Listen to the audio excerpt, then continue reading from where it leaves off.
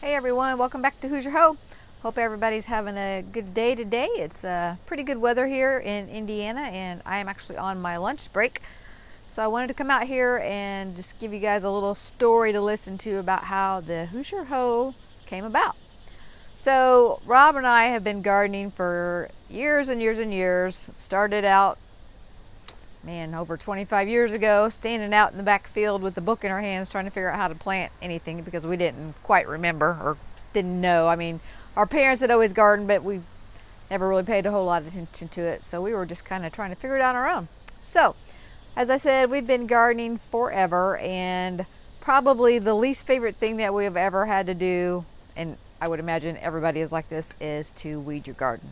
I mean, who likes to do it? It's hard work, it's backbreaking, it's generally hot, and it's just not pleasant. So last year, actually a year and a half ago or so, Rob was out weeding the garden with the hoe, with the regular hoe, and complain a little bit about how much it hurts his back and stuff because it's backbreaking work with the regular hoe. So I was out there a couple days later with him, and he was walking through the yard, and he had this long pole in his hand with a piece of metal attached to the end of it, and he's like, I kind of started using this thing that I made, and it works pretty good hoeing and makes things a lot easier because there's no more chopping and stuff. And I kind of looked at it and I thought, well, that's pretty neat, and I used it a little bit, and we made another one of them just on a extra pole that we had around here, and actually gave it to my mother, who is 83, and she was using it all the time too. Every time we'd go over there,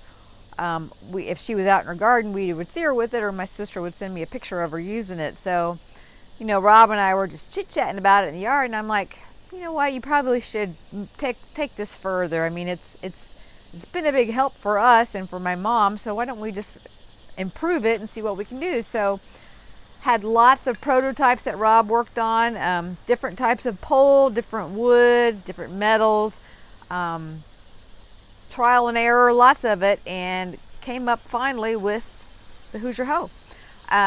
One of the things that we really wanted to make sure we did was use all American made products, which we do. The metal, the poles, everything is from our country, which is good because it's good for business for our country, because we utilize quite a few companies here in our area, definitely in the United States, that they could use the business as well. So we looked at it as helping our economy just as well as helping ourselves and everybody else that's going to use the hoe. So I'm not going to get into a lot of detail about how it's made, but we have different types of wood, hickory, poplar, just different kinds, a couple different kinds. You can go to the website and see. And then we've got the metal and the bolts, and then we finish them up and put our stamp on them, and we're really pleased with it. So we hope that you are as well. Now, if you look at the website, you will see the names that are out there that we actually named each pole. We've got Miss Mabel out there, we've got Miss Sophie, and there's all kinds of different older names. And if you want to know where those names came from, they are actually the names of Rob's aunts, because they always garden, and they would tell Rob stories about how they used to have to garden all the time. And we just thought it was kind of neat just to tie it together, and they're cool names anyway. So that's kind of how the names came about. So pretty interesting. Now, the name of the Hoosier Hoe company, Rob and I and Trey were out here after we had decided to move forward with this and kind of had the hoe ready to go. We didn't quite know what we wanted to name the company, because we are in Indiana. So we were trying to think of different names that would kind of tie our business, our company, to the state of Indiana. So, we were thinking, Indy Hoe or Indiana Hoe, or just different things. And if you're familiar with Indiana, you know that we are Hoosiers. So I was just standing there and I said, well, how about Hoosier Hoe? And I didn't think about it. I just said, how about Hoosier Hoe? And Trey, being the teenager that he is, he goes, Hoosier Hoe, Hoosier Hoe.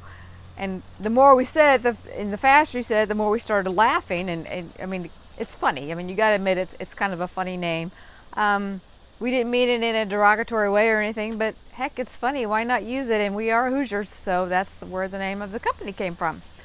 So that's just a little brief history of how the hoe came about. Now we'll probably have a more detailed video saying how these are actually made, and I'll make Rob do that one because he's the measurement guy and all of the bending and stuff. I mean, we all pitch in and help make them, but he's the one that worked and worked and worked just trying to get all the specifications on it, and it's turned out well. What? Yes, the company is doing great. Have been very busy. We've shipped lots of hoes out, and I wouldn't say any hoe is one popular than the other. It all just depends on each individual person, how tall they are. You know, if they're going to use it for a small patio hoe in their like their window boxes or something, or in pots, or if they've got raised beds or in the ground beds. So the company's doing great. We've been very busy. It's getting toward late summer. We've been working in our garden as much as we can. We haven't had the best year for the garden because, as you know, I have this massive deer issue. So we're hoping our fall garden does a little better with our turnips and beets. We had some beets earlier in the season, but we're going for round 2. So we're going to see what happens. But again, we appreciate all of your guys' comments. We'd love to see your comments. If you guys have questions, please just shoot us an email. Again, the website is HoosierHoes.com, and we'd love to hear from you. So you guys take care. Remember, give us a thumbs up, and we'd love for you to hit the subscribe button. We will see you later.